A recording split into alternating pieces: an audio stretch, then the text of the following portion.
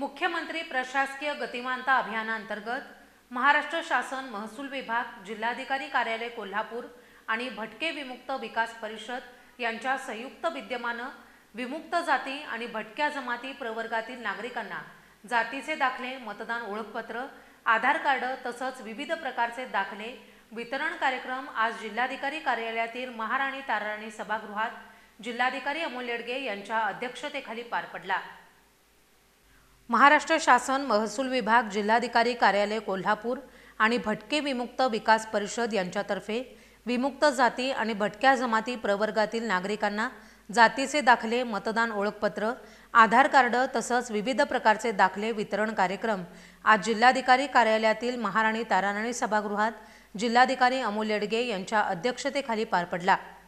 कार्यक्रमाला पोलीस अधीक्षक योगेश कुमार गुप्ता, प्रसाद चौगले, उपविभागीय अधिकारी राधानगरी उपविभाग, स्वप्नील रावडे, तहसीलदार करवीर, भटक्या विमुक्त विकास परिषदेचे कार्याध्यक्ष डॉक्टर संजय पुरी, विभाग संयोजक सुभाष साळोके, सहसंयोजक अशोक लाखे, भटक्या विमुक्त विकास परिषदेच्या श्रीमती नीता वालावलकर उपस्थित होत्या। यावेळी भटक्या विमुक्त जाती आणि जमातीचे 725 दाखले, 20 मतदान ओळखपत्र तसंच 55 आधार कार्डांचं वाटप करण्यात आलं।